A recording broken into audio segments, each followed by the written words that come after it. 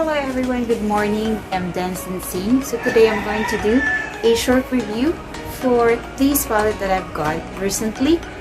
This is not sponsored, but yeah, sponsored by myself. So this is the ATHENA painting palette. This is from UCANBE. So I ordered this one, guys, from Shopee. This is worth 600 pesos. But with the discount that I got, I only paid for a total of 587 pesos, including the shipping fee.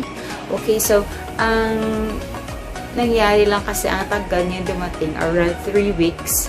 Mabilis siya na-ship ng seller, but unfortunately, it's stuck from the hub. So it arrived just 2 days ago. So ito na, guys, this is the packaging of ATHENA. So, as you can see, may mga colors. Packaging pala, ang ganda na niya. The glitter. And we have different colors. I believe this indicates the color that is inside the palette. So, there. Naka-indicate na rin dito ang expiration date niya. So, it was manufactured at 10/23/2001. And expiry date niya is on 2024 pa.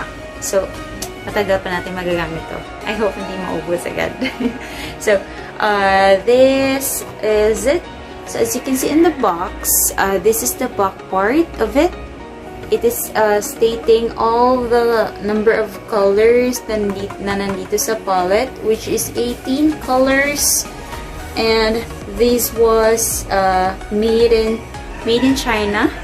Stated na sa box that this is a cruelty-free and this is good for 12 months. For a year siya.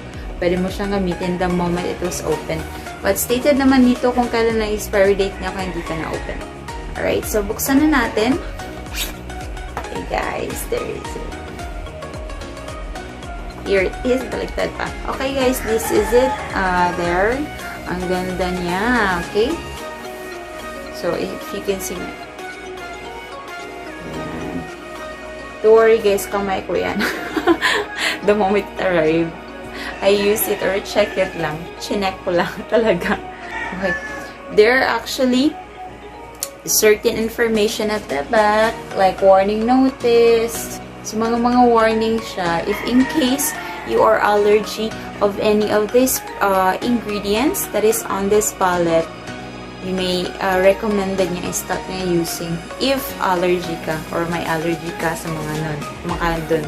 So, importante talaga basahin natin ang ingredients, lalo na sa mga beauties natin dyan, na mga sensitive ang skin, even though you're using makeup or you love doing makeup or doing any makeup look, kung medyo sensitive ang skin natin, it's recommended na i-check nyo muna ang mga ingredients na mga palettes na ating use sa ating mga face. Okay? So, this is it. Wow, ang ganda niya. So, 18 colors lang siya, guys. So, we're going to do a swatch.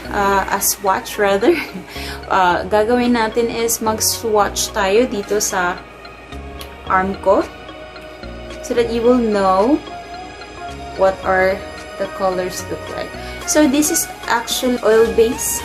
Oil-based siya, guys. So, meron din ako i-share about oil-based palette. So, ang nangyayari kasi pag oil-based, pag naglalagay tayo dito, lalo na dito sa mga here on the part, sa neck, kapag nadikit yung hair mo, it touches the palette or the painting, the artwork that you made using a, I'm not saying this one, I haven't used this one.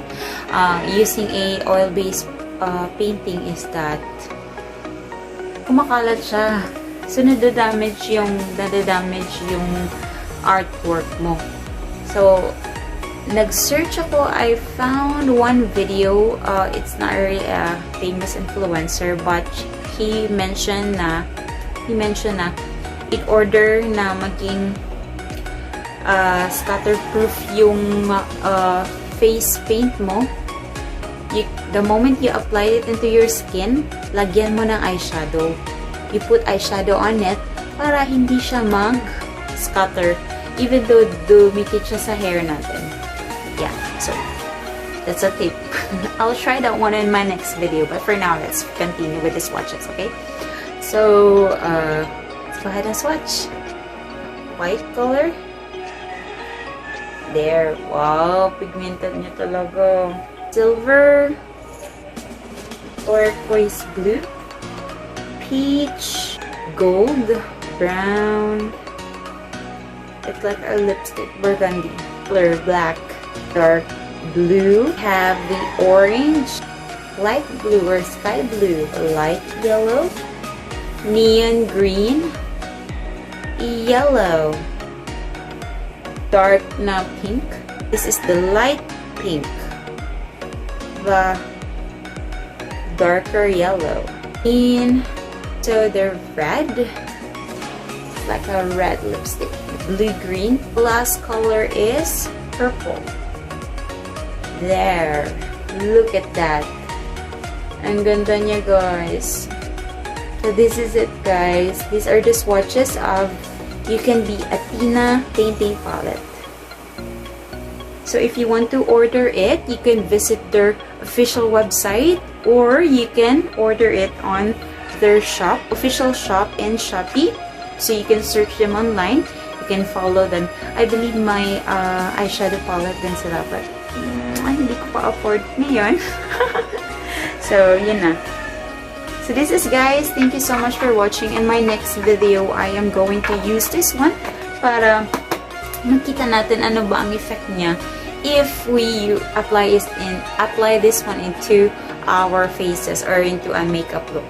Don't forget to like and subscribe in my YouTube channel and click or hit the notification bell for all videos para ma-notify kayo for any videos that I have.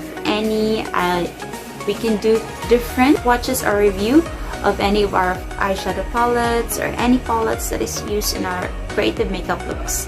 So for this one, I would recommend this one, but since it's a bit pricey, it's really up to you guys if you want to order this one or not. Yes, it's a yes for me. And this is the swatches that we had. Okay, thank you so much for watching, guys. See you in my next vlog. Okay, bye, beauties. Don't forget to like and subscribe.